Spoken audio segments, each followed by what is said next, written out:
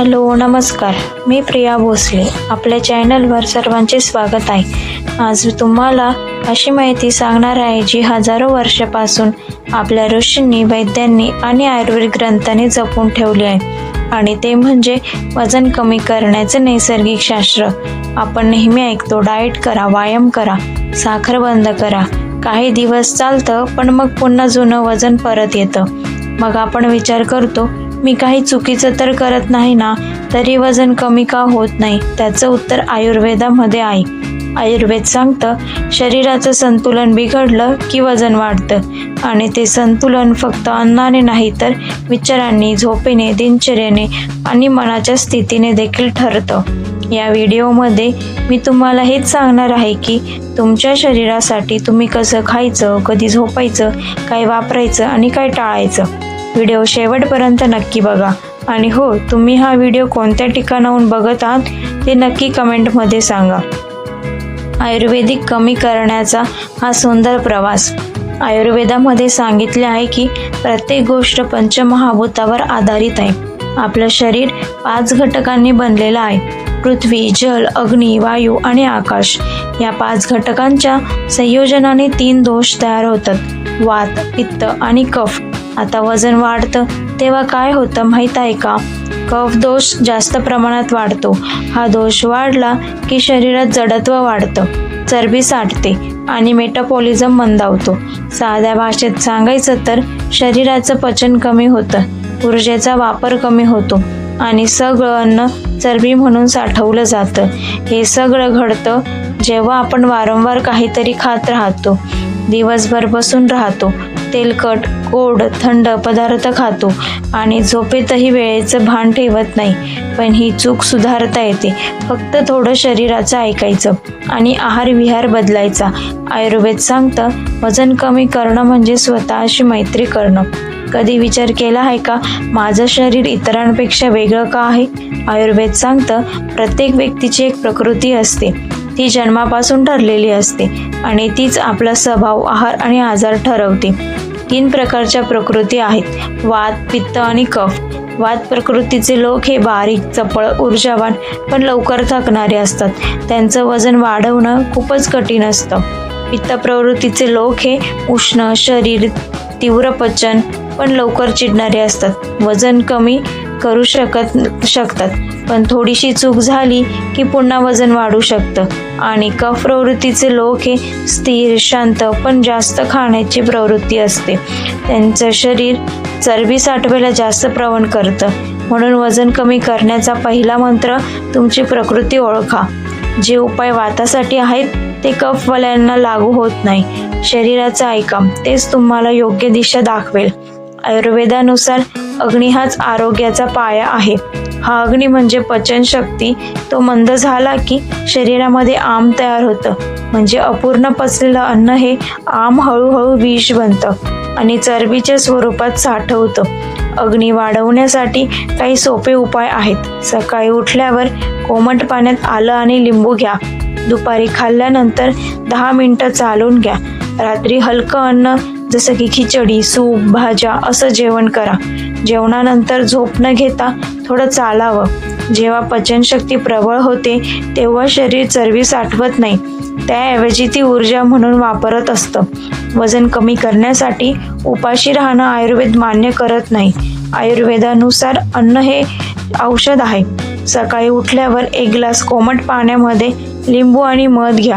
दिवसभरात गरम अन्न, कोमट पाणी आणि ताजं जेवण खावं. त्यामध्ये टाळण्यासारखं म्हणजे साखर, मैदा, कोल्ड ड्रिंक्स, जंक फूड आणि वाढवावं म्हणजे मूग, तांदूळ, कोथिंबीर, आलं, दालचिनी आणि लवंग. जेवताना मोबाईल बाजूला ठेवा आणि मन शांत ठेवा. असं जेवलं की अन्न अमृतासारखं कार्य करतं. वजन कमी करणं म्हणजे शिस्त आणि वेळेचं पालन. आयुर्वेदानुसार काळानुसार चालणं म्हणजे आरोग्य. सकाळी ब्रह्ममुहूर्तावर उठणं म्हणजे 5 वाजता सूर्योदयाच्या वेळी व्यायाम, प्राणायाम आणि ध्यान. यानंतर हलका नाश्ता, फळं, मूग, सूप किंवा पोहे. दुपारी 12 वाजता जेवण करणं. दिवसातील मुख्य आहार, संध्याकाळी हलकं चालणं आणि रात्री 8 नंतर अन्न घेऊ नका. रात्री 10 वाजेपर्यंत तुम्ही झोपायलाच हवं. ही दिनचर्या 21 दिवस पाळून बघा. शरीर स्वतः बदल दाखवायला लागेल. आयुर्वेदामध्ये प्रत्येक वनस्पती म्हणजे एक औषध आहे. वजन कमी करण्यासाठी काही खास वनस्पती आहेत, जसे की त्रिफळा चूर्ण रात्री झोपण्याआधी कोमट पाण्यात घ्यावं. गुळ चरबी वितळवतो, मेटाबॉलिझम वाढवतो. मेथी भिजवून सकाळी खावी, त्यामुळे भूक कमी होते. दालचिनी रक्तातील साखर आणि चरबी दोन्ही नियंत्रणात ठेवते. लिंबू प्लस मध नैसर्गिक फॅट बर्नर म्हणून काम करतं. या औषधींचा वापर नेहमी प्रमाणात आणि सातत्याने करावा. शरीरात साठलेला आम म्हणजे विषारी पदार्थ, त्यांना बाहेर काढल्याशिवाय वजन कमी होऊ शकत नाही. पंचकर्म ही आयुर्वेदातील सर्वात प्रभावी आहे. वमन, विरेचन, बस्ती, नस्य, रक्तमोषण हे शरीराची पूर्ण शुद्धी करतात. घरच्या घरी करण्यासारखे सोपे उपाय: दररोज कोमट पाणी पिणं, आठवड्यातून एकदा उपवास करणं, सकाळी त्रिफळा किंवा कोथिंबिरीचं पाणी पिणं, गरम पाण्याने स्नान करणं. याने शरीर हलकं होतं, पचन सुधारतं आणि मन हे प्रसन्न राहतं. ताण, चिंता, राग हे सगळं वजनावर परिणाम करतं.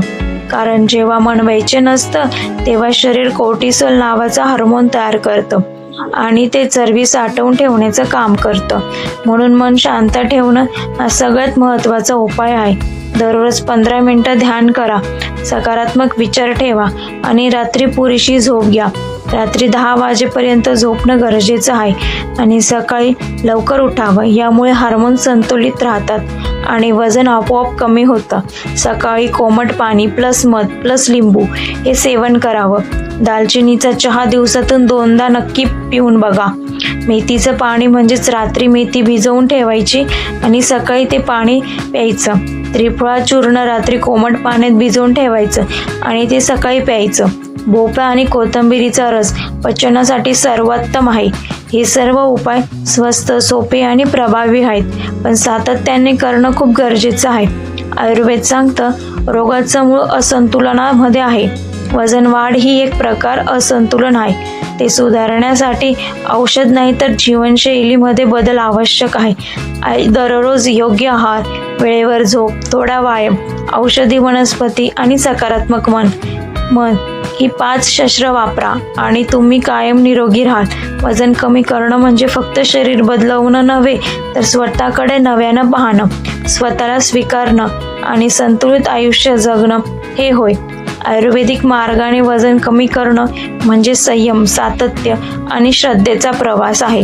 ही शास्त्र हजारो वर्षापासून चालत आली आहेत आणि आजही तितकी प्रभावी आहेत.